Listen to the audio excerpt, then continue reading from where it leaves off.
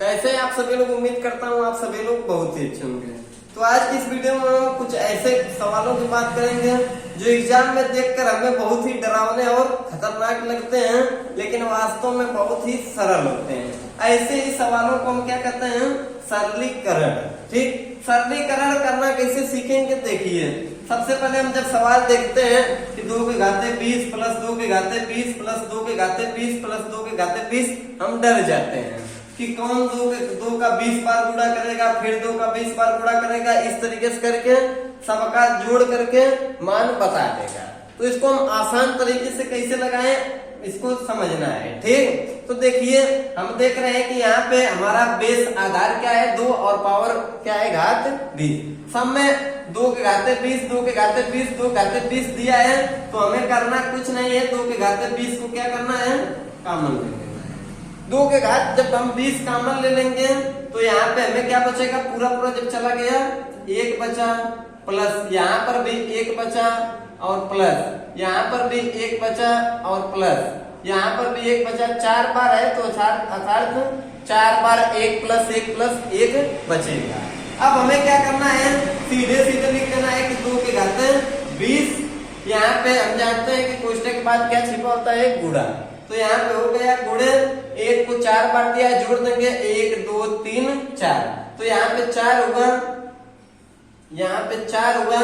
ठीक, तो अब हमें क्या करना है, लिख देंगे 2 के घाते 20 गुणे, हम जानते हैं कि 4 2 का वर्ग है, क्योंकि यह भी फॉर्म 2 के है, तो हमें सवाल को तोड़कर 2 के फॉर्म में करना है।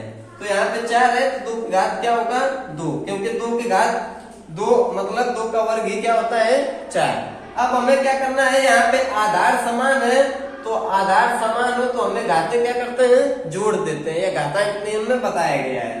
तो यहाँ पे 20 और 2 को हम जोड़ देंगे, 20 प्लस 2 बराबर 2 की घात कितना आ जाएगा 22। इस तरीके से हमारा आंसर क्या हुआ, प्राप्त हो गया। यह सवाल तो देखने में काफी डरावना था कि 2 के घाते 20, इसको हम कैसे तोड़कर जोड़ेंगे सबको, लेकिन आसान तरीके से हमें प्राप्त मिल गया कि 2 के घाते कितना होगा 20। ठीक, तो इस तरीके से कोई दूसरा सवाल हो तो देखिए, जैसे हम ले लेते हैं 3, कोई दूसरी संख्या ले लेते हैं, मान लीजिए हम ले लेते हैं 3 के घाते 20, मान लेते हैं 3 के घाते 20 प्लस 3 के घाते 20 प्लस 3 के घाते 20। इसमें भी हमें क्या करना की जरूरत है, हमें 3 के घाते 20 सब में आधार और घात समान है, तो 3 के घाते 20 क्या करना है, कॉमन ले लेना है। यहाँ पे बचेगा 1 प्लस 1 प्लस 1, यह 3 बार है तो 3 बार क्या करेंगे, उतार देंगे।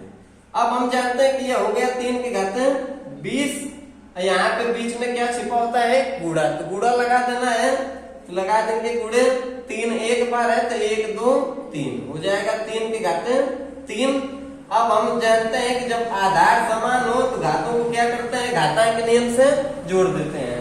नहीं तो आप इस तरीके से फार्मूला याद कर सकते हैं कि 1 के घाते m गुणे 1 के घाते n बराबर आधार a बराबर हो तो आधार a को लिखकर m और n को क्या करेंगे, जोड़ देते हैं, m प्लस n।